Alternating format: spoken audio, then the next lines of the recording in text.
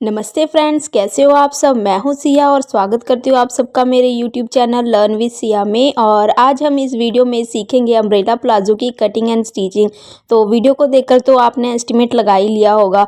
तो आज के इस वीडियो में आपको अम्ब्रेला प्लाजो से रिलेटेड बहुत सारे ट्रिक्स पता लगने वाले हैं। तो गाइस वीडियो को पूरा देखिएगा। तो अम्ब्रेला प्लाजो को बनाने के लिए हमने नॉर्मली 2 मीटर का फैब्रिक लिया है। फैब्रिक जो है वो क्रेप का है और उसको मैंने देखो सिंपल बिछा लिया है। बिछाने के बाद एक कॉर्नर से उठा करके इसको हम इस प्रकार से फोल्ड कर लेंगे और जितने भी रिंकल है उसको रिमूव कर लेंगे। तो चलिए अब हम लेंथ देख लेते हैं। तो लेंथ मेरा 34 रेडी है। तो उसमें से हम 5 इंचज़ की बेल्ट कट करेंगे। तो उसको माइनस करके 29 बचा, यानी कि जो बॉटम होगा हमारा वो 29 का होगा। और अब हम यहाँ पर हिप का मेज़रमेंट ले करके और हिप की मार्किंग कर रहे हैं। तो हिप जो है मेरे को 20 चाहिए, यानी कि यहाँ पर हमारा 10 इंच होना चाहिए। तो देखो हमने कैसे किया। जो सबसे पहले हम कॉर्नर पर इंची टेप को रखेंगे और 10 इंचज़ पर घुमा करके इस प्रकार से मार्किंग करेंगे और फिर इसको इस प्रकार से मेज़रमेंट लेकर देखेंगे कि ये 10 इंचज़ कंप्लीट हुआ या नहीं। तो जब हमने इसकी मार्किंग की तो और मेज़रमेंट लिया तो ये 8 इंचज़ ही ओनली था। तो लेकिन हमको तो 10 इंचज़ चाहिए था। तो उसके बाद हम पहले 10 इंचज़ पे रखे तो हम अब 11 इंचज़ पे रख के इस प्रकार से मार्किंग कर लेंगे और फिर इसको इस प्रकार से ड्रॉ कर देंगे। ड्रॉ करने के बाद अगेन हमने जब मेज़रमेंट लिया तो ये फिर 9 पे ही रह गया और कंप्लीट नहीं हुआ 10 इंचज़। तो अब हम इसको 12 इंचज़ पे मार्क करके देखते हैं कि हमारा 10 इंचज़ आता है या नहीं।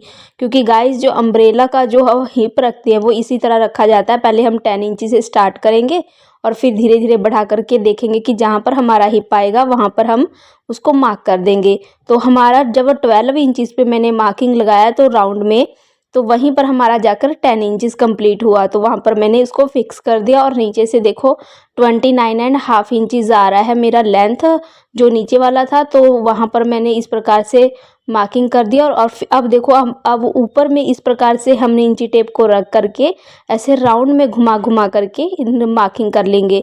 जो इंची टेप है हम ऊपर से कभी भी रिमूव नहीं करेंगे, नीचे से इसको घुमाना है, ऊपर से एक ही जगह पर फिक्स रखना है, तभी जाके हमारा राउंड सर्कुलर प्लाजो तैयार होगा। तो इस प्रकार से हम इसको ड्रॉ कर लेंगे। ड्रॉ करने के बाद इस प्रकार से इसको कट कर देना है। कट करने के बाद देखिएगा जो हमारा फ्रंट पार्ट है वो तो हमारा ओके है, लेकिन एक पार्ट हमारा थोड़ा सा छोटा आ जाता है तो वहाँ पर हम जॉइंट लगा देंगे। तो जो फैब्रिक हमारा कट होकर के बचा है उसको हम इस प्रकार से इसके ऊपर फिट कर लेंगे और थोड़ा जो नीचे का जो पहले वाला मार्किंग था सॉरी प्लाजो था उसको इस प्रकार से हम फिंगर से फील करते हुए वहाँ पर मार्किंग कर लेंगे। इस तरह से इसको हम ड्रॉ कर लेंगे और फिर इसके ऊपर हम कटिंग कर देंगे। ये हमारी कटिंग हो चुकी है। अब हम देखो क्या करना है। जो हमारा हिप का एरिया हमने कट किया है वहाँ पर हम इसका मिड पॉइंट निकाल लेंगे और वहाँ पर मार्किंग कर लेंगे। सेम हम बॉटम में भी इसी प्रकार हम पहले मेज़रमेंट ले लेंगे और फिर इसका मिड पॉइंट निकाल लेंगे। अब जो हमने मार्किंग किया है वहाँ पर हम पिन लगा करके इसको सिक्योर कर देंगे कि ये एक जगह से दूसरी जगह रिमूव ना हो। अब इसको इस प्रकार से पकड़ना है और इस तरह से पलटना है। इस प्रकार से पलटने के बाद आप देखिएगा कि इसमें थोड़ा सा ऊपर नीचे हो जाता है। तो गाइज़ आपने जब भी बनाते होंगे प्लाज़ो तो आपने गौर किया होगा कि आपका प्लाज़ो जो है वो एक तरफ झुका हुआ होता है, बीच में से उठा हुआ होता है या फिर उसमें जो रिंकल्स आ जाते हैं। तो ये इसीलिए आता है कि हम इस प्रकार से इसका मेज़रमेंट ले करके कट होने के बाद नहीं देखते। तो ये गाइस देखो जब मैंने इसको बीच में से इस प्रकार से फोल्ड किया तो एक बड़ा आ रहा है और एक छोटा आ रहा है। तो इसी कारण से हमारा जो प्लाजो है एक तरफ झुका हुआ लगता है। तो इसलिए जब भी आप प्लाज़ो को कट करें तो हमेशा इसका सेंटर पॉइंट निकाल करके फोल्ड करके चेक कर ले कि कोई पार्ट इसका बड़ा या छोटा तो नहीं है। अगर बड़ा छोटा हो तो उसी टाइम पे इसको कट करके इक्वल कर ले, क्योंकि बाद में ये काफ़ी प्रॉब्लम क्रिएट करता है, क्योंकि वो जो फिनिशिंग है वो वैसी फिनिशिंग नहीं आती जैसी हम इच्छा करते हैं। तो अब देखो गाइज़ ये जो ऑलमोस्ट है जो बॉटम का पार्ट है कट हो चुका है। अब हम इसके आसन की कटिंग कर लेंगे। तो आसन की कटिंग के लिए देखो हमें 13 इंच कंप्लीट चाहिए और इसलिए हम 9 इंचज़ पे नीचे मार्किंग करेंगे, क्योंकि 5 इंचज़ का हमें बेल्ट भी लगाना है। तो 9 इंचज़ पे इस प्रकार मार्किंग करने के बाद 2 इंचज़ हम अंदर की तरफ मार्किंग कर देंगे और एक स्ट्रेट लाइन टेढ़ा ड्रॉ करेंगे। ये इसलिए किया जाता है क्योंकि अगर हम 2 इंचेस ऊपर की तरफ भी स्ट्रेट लाइन बना देंगे तो उससे क्या होगा, हमारा हिप जो है वो छोटा हो जाएगा, इसलिए यहाँ से हम टेढ़ा ड्रॉ करते हैं। और देखो यहाँ पर मैंने आसन की कटिंग कर ली है, ये जो सिंपली होता है और हर किसी को आता ही है। उसके बाद हम क्या करेंगे, बेल्ट की कटिंग करेंगे। अब बेल्ट जो नीचे का फैब्रिक जब हमने अम्ब्रेला कट किया था फ्रॉक सॉरी प्लाजो, तो उसमें से जो फैब्रिक बचा उसमें से हम बेल्ट कट कर लेंगे। तो बेल्ट देखो जब हमने कट किया तो मेरा पीस 19 इंचेस का ही बच रहा था, जबकि मुझे 22 चाहिए, क्योंकि जब सिलाई में मार्जिन चलाएगा तो उसमें भी फैब्रिक जाता है और उसके बाद 20 एंड हाफ मेरे को रेडी चाहिए। तो ये देखो हमारा 22 इंचेस कंप्लीट हो गया, इसलिए मैंने इसमें क्या लगाया, इसमें 2 पीस का मैंने जॉइंट लगा दिया। अब 8 इंचेस की मैं इसकी लंबाई ले लूँगी और इसको कट कर लूँगी। तो ये हमारे बेल्ट की भी कटिंग हो गई है और ये नीचे का प्लाज़ो की भी कटिंग हो गई, तो अब हम इसको सिल लेते हैं। तो गाइज़ अम्ब्रेला प्लाज़ो सिलने के लिए सबसे पहले हम बेल्ट रेडी करेंगे। तो बेल्ट में देखो जॉइंट था, तो पहले हम इस जॉइंट को अटैच कर लेंगे 1 बाय 1। वह देखो पीस को इस प्रकार से हम रखेंगे और इसको सिलाई लगाते हुए इसको जॉइंट कर लेंगे। ये हमने 1 पीस को अटैच कर लिया है और अब हम सेकंड पीस को भी इसी प्रकार अटैच कर लेंगे और उसके बाद इसको ओपन करके इसका टॉप सिम भी एक लगा देंगे, क्योंकि जब भी हम जॉइंट लगाते हैं तो वहाँ पर टॉप सिम लगाना ज़रूरी होता है, क्योंकि इससे फिनिशिंग अच्छी आती है। तो दोनों पीस पे देखो मैंने टॉप सिम लगा दिया है। अब हम इसको देखो निकाल लेंगे और एक दूसरे के ऊपर इस प्रकार से रखते हुए दोनों साइड में सिलाई लगा लेंगे। और बेल्ट का जो हम कॉर्नर का जो सिलाई लगाएंगे, यहाँ पर हम डबल सिलाई लगाएंगे। ये ध्यान रखिएगा, क्योंकि ज़्यादातर यहाँ पर ज़ोर पड़ता है तो इसके फटने का चांसेस ज़्यादा होता है, तो इसलिए जब भी आप कॉर्नर सिलाई लगाएं तो डबल सिलाई लगाएं। अब हम देखो इसको इस प्रकार से इक्वल करेंगे, सिलाई से सिलाई को इस प्रकार से मिलाना है। मिलाने के बाद देखो इसका सेंटर पॉइंट निकाल करके एक टक लगा लेंगे और दूसरे साइड में भी इसी प्रकार से टक लगा लेंगे। दोनों तरफ इक्वल करते हुए टक लगाना है। अब हम इसको साइड में रख देंगे और नीचे का जो अम्ब्रेला प्लाज़ो है उसको रेडी करेंगे। तो प्लाज़ो को रेडी करने के लिए सबसे पहले हम आसन की सिलाई कर लेंगे। दोनों तरफ के आसन को आपस में जोड़ते हुए सिलाई करना है और सिलाई करते वक्त यहाँ पर भी वही रूल फॉलो करना है, डबल सिलाई लगाना है जिस प्रकार हमने बेल्ट पर लगाया था। तो गाइज़ यहाँ पर देखो मैंने दोनों तरफ सिलाई को लगा लिया है। अब हम इसको बीच में से इस प्रकार से पकड़ते हुए फिर से टक लगा लेंगे, एक सेंटर पॉइंट निकाल लेंगे इसका। टक को लगाने के बाद अब हम इसको इस प्रकार से खोल लेंगे और नीचे में जो जॉइंट कट किया था हमने, अब उस जॉइंट को हम पहले अटैच करेंगे। तो 1 बाय 1 जो जॉइंट है वो जॉइंट फैब्रिक है सॉरी, उसको हम इस प्रकार से रखेंगे ऊपर में और सिलाई लगाते हुए अटैच करेंगे। तो गाइज़ अगर आपको वीडियो पसंद आ रही है तो प्लीज़ एक लाइक ज़रूर करके जाइएगा और चैनल को सब्सक्राइब कर लीजिएगा, बेल आइकन को भी प्रेस कर लीजिएगा ताकि मेरी आने वाली हर वीडियो की नोटिफिकेशन आपको टाइम टू टाइम मिलती रहे।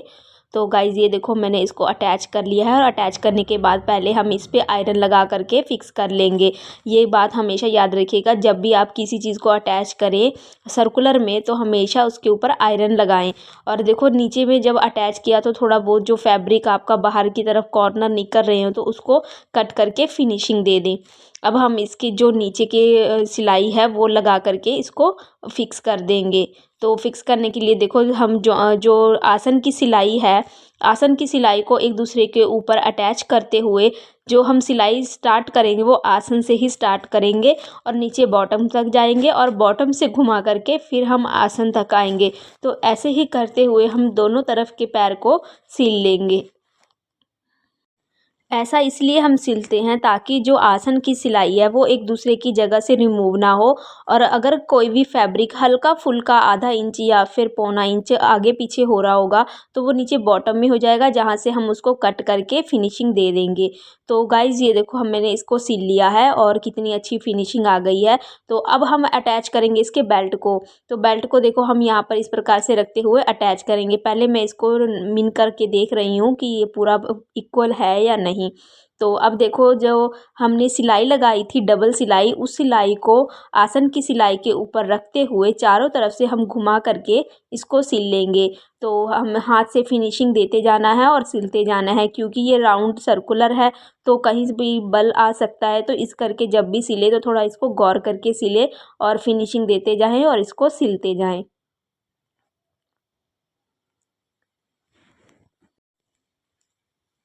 तो ये हमारा बेल्ट है जो अटैच हो चुका है, और अभी जस्ट जो हमने अभी सिलाई लगाई है उसको हम ओपन करके इस प्रकार से यहाँ पर एक टॉप सीम भी लगा देंगे, क्योंकि टॉप सीम से फिनिशिंग अच्छी आती है और बेल्ट भी मजबूत हो जाता है।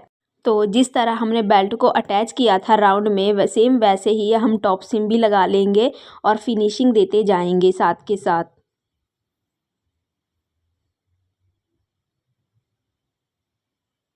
तो ये देखो गाइस कितनी अच्छी फिनिशिंग आ गई है।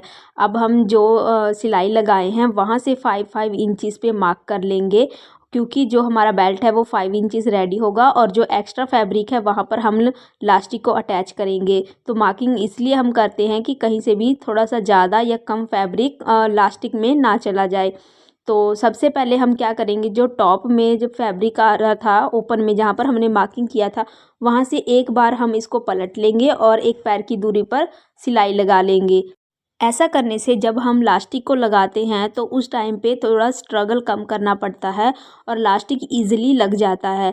तो हमेशा जब भी लास्टिक लगाएं तो सबसे ऊपर में जो फैब्रिक आ रहा होता है उसको फ़ोल्ड करके सिलाई लगा लें।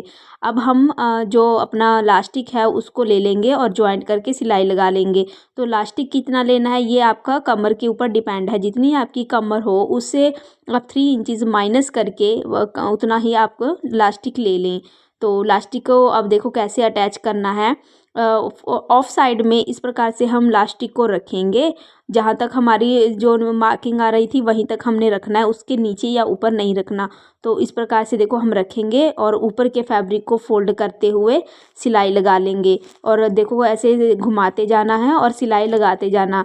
पर जो सिलाई है वो लास्टिक के ऊपर नहीं आना चाहिए, ये फैब्रिक के ऊपर ही होना चाहिए, क्योंकि राउंड सर्कुलर प्लाज़ो में कभी भी जो सिलाई लगाते हैं वो हम जो लास्टिक है उसके ऊपर नहीं लगाते, क्योंकि इससे ना जो फैब्रिक है वो इकट्ठा सा हो जाता है और वो लुक नहीं आता जो हम चाहते हैं। तो गाइज़ ये देखो हमारा लास्टिक जो है वो लग चुका है और अब बॉटम की बारी है। तो बॉटम को या तो आप मशीन से फिक्स कर लीजिए या फिर मार्केट से पिको करवा लीजिए। अगर आपके पास मशीन है तो वहाँ से भी आप कर सकते हैं। तो ओवरऑल लुक देखिए गाइस कितना प्यारा आ रहा है, कहीं से भी ये उठा हुआ नहीं लग रहा, झुका हुआ नहीं लग रहा, पूरा राउंड सर्कुलर प्लाजो बना है। तो गाइस अगर आपको वीडियो अच्छी लगी हो तो प्लीज़ एक लाइक ज़रूर करके जाइएगा, चैनल को सब्सक्राइब कर लीजिए, कमेंट बॉक्स में कमेंट करके जाइए। और देखिए गाइस जो मैंने आपको एक ट्रिक बताया है ना कि प्लाजो झुका हुआ क्यों लगता है, तो उस ट्रिक को फॉलो करके इस प्लाजो को ज़रूर बना कर देखिए और मेरे साथ इसका रिव्यू शेयर कीजिए। तो मिलते हैं मेरी नेक्स्ट वीडियो में, तब तक के लिए बाय।